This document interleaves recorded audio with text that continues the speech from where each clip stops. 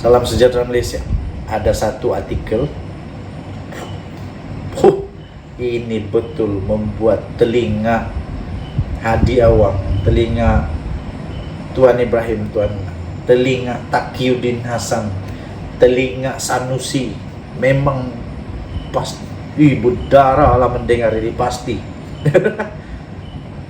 Tajuk dia tahu apa? Ini dari Harapan Daily nih, 6 Januari.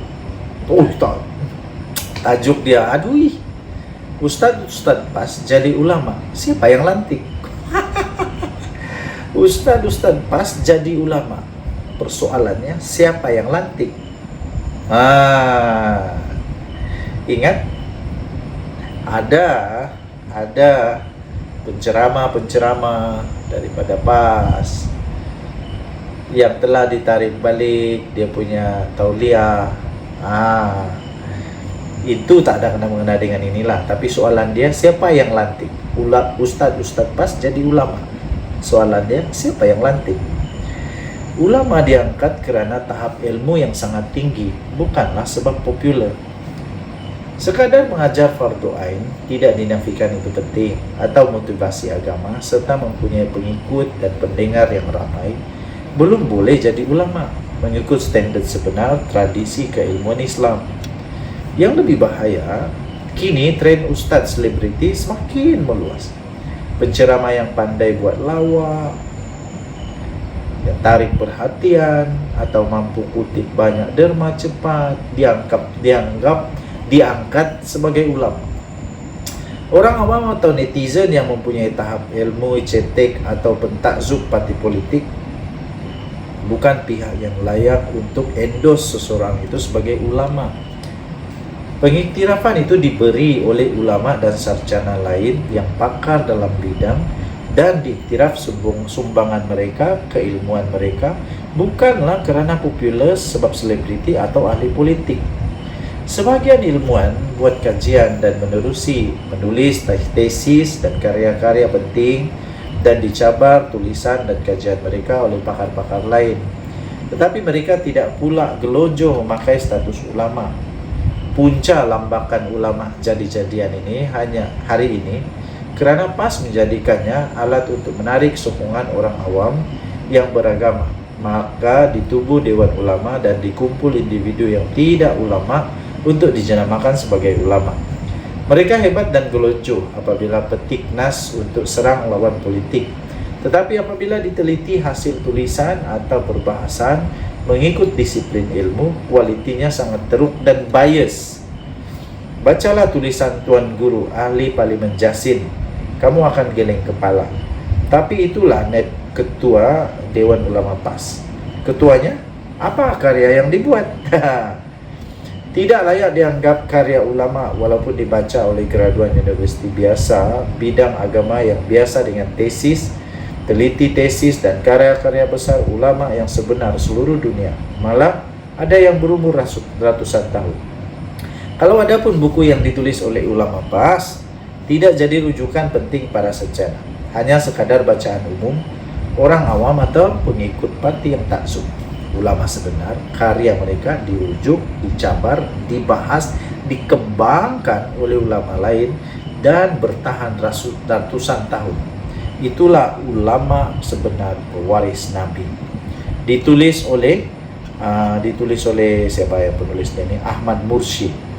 Diterbitkan di Harapan Daily Januari 6, 2024. Saya hanya bacakan, Anda boleh tengok di sana, Anda boleh respon di sana. Saya pikir Anda boleh komen di sana kalau ada tempat komen lah. Saya hanya bacakan. Betul juga soalan dia, siapa yang lantik? Saya sangat hormat dengan ulama-ulama. Sangat hormat, sangat respect kerana mereka ini berilmu. Mereka inilah yang akan menjadi pendukung, pewaris kepada mempertahankan ilmu. Mereka tidak perlu untuk famous pun. Malah banyak ulama yang bagus-bagus di Malaysia ini tidak pun terkenal. Sebab mereka tak mau pun jadi selebriti, tak payah jadi popular. Jadi harap-harap ini diambil penting oleh seluruh Malaysia, terutamanya mereka yang bergelar ulama sebenar, yang telah diberikan pengiktirafan, telah diendos sebagai ulama, supaya tidak ada kebanjiran ulama jadi-jadian. Denyut nadi suara rakyat beriman channel ini. Bye-bye. Salam sejahtera Malaysia. Wah, itu dulu. Ampun tuanku, beribu-ribu ampun. Sembah Patik, mohon diampun. Digarhayu tuanku, Sultan Johor. Ampun tuanku. Sultan Johor telah membuat satu pengumuman bertitah tegas. Baginda adalah bakal agung kita. Memang tak ada harapan lagi. Tak ada harapan. Sultan Ibrahim bertitah, baginda tidak akan menerima apa-apa permohonan menghadap. Macam mana? Sultan Ibrahim tidak terima menghadap siapa-siapapun, apa-apapun permohonan, baginda tidak akan terima sehingga bila? Sehingga 31 Januari depan. Titah Sultan Ibrahim Sultan Iskandar, pemakluman sedemikian, melainkan majlis yang telah ditetapkan serta sesi mingguan bersama Menteri Besar Johor serta kepimpinan kerajaan negeri. Baginda bertitah, bermula sekarang sehingga saya mengangkat sumpah jawatan sebagai yang di-Pertuan Agong, saya tidak akan menerima apa-apa permohonan untuk menghadap titah baginda. Baginda turut bertitah dalam tempoh berkenaan, saya ingin meluangkan masa berkualiti bersama keluarga sebelum menjalankan amanah dan tanggung jawab yang cukup besar. Titah baginda menerusi Facebook rasmi. Ampun tuanku, ribu-ribu ampun. Sembah Patik, mohon diampun. Daulat tuanku, saya setuju. Berilah masa kepada Kebawah Duli Yang Maha Mulia Sultan Johor ini untuk baginda bersama dengan keluarga sebelum baginda menjadi agung. Saya pikir agung yang akan datang ini pasti akan membuatkan Malaysia padu. Pada Oktober tahun lalu, Sultan Ibrahim telah dipilih sebagai yang di-Pertuan Agong ke-17 untuk tempoh 5 tahun bermula 31 Januari ini. Keputusan itu dibuat pada mesyuarat Majlis Raja-Raja ke-263, mesyuarat khas yang berlangsung di Istana Negara. Baginda akan menggantikan Al-Sultan Abdullah Rayatuddin Al-Mustafa Billah Shah yang bakal menamatkan tempoh pemerintahan baginda pada 30 Januari ini.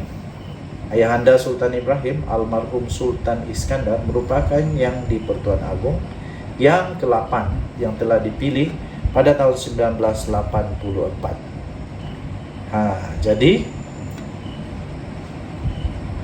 kita hormati. Baginda sudah bertitah.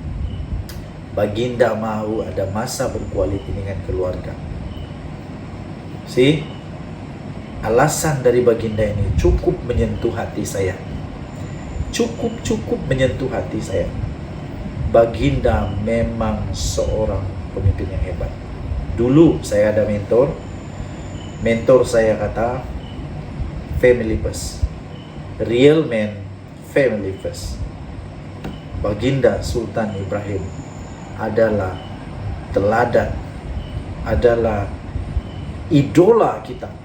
Utamakan keluarga. Utamakan keluarga, pasti semua bahagia. Semua bagus-bagus saja. Denyut nadi suara rakyat berkemah di channel ini. Daulat tuanku, ampun tuanku, beribu-ribu ampun. Sembah Patik, mohon diampun. Daulat tuanku.